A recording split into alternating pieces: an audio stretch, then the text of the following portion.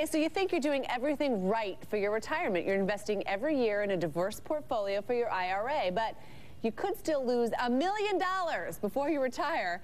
And it all boils down to the fees sucking away at your retirement savings and growth. Mitch Tuchman is the founder and CEO of MarketRiders, and he's here to walk us through some math he has done about how much you're paying in fees. Mitch, welcome to the program.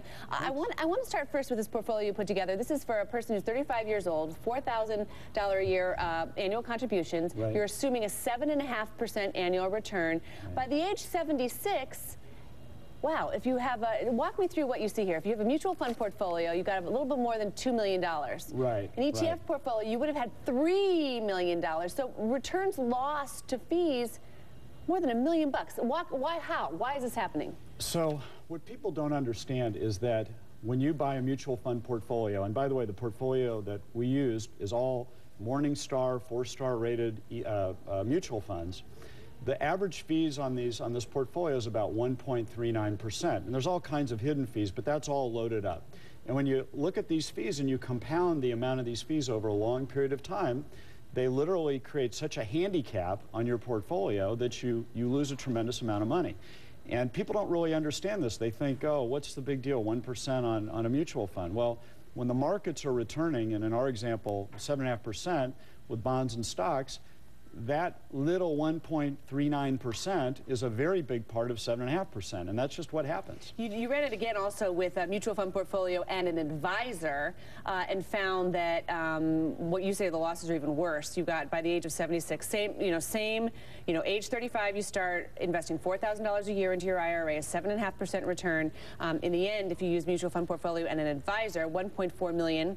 The ETF portfolio, of course, would have been $3.1 million, and the returns lost to fees $1.7 million. I should say what an ETF is, by the way. Exchange-traded funds. These are things that typically have much lower fees because you're just tracking something in the market. It's not actively managed, right? Right, exactly. So the difference in fees on an ETF, ETFs tend to be 20 basis points. Now, the caveat there, Christine, is that ETFs are now being bastardized by Wall Street, but I'm talking about the Vanguard, the iShares ETFs. I mean, you don't really want an ETF if it's going to be, on average, in a whole portfolio, more than 20 basis points. So, yeah, they're about 1/7 of the cost of a mutual fund portfolio. But as you were saying, if you throw an advisor into the mix, then the fee goes from 1.39% to 2%, 2.39%.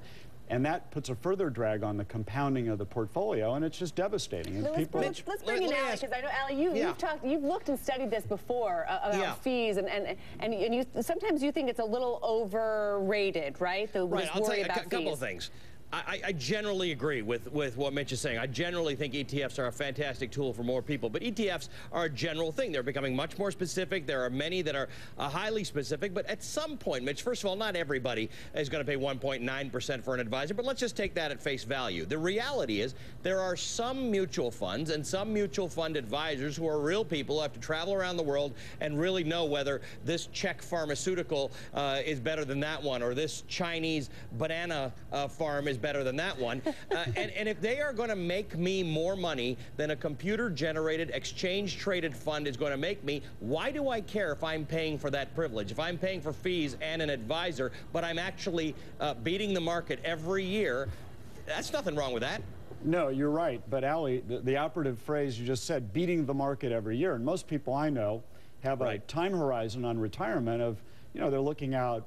Even myself as a baby boomer, I'm looking out, 10 or 15 years, but most people, you're 35, you're looking out 40 years, 30, 40 years. So what's true, Ali, is that all the studies show a mutual fund guy you described looking at a banana farm, wherever, he might do it 1 year, he might do it 2 years, but after 5 or 10 years, the number of people who can keep beating the market continually is less than 10%.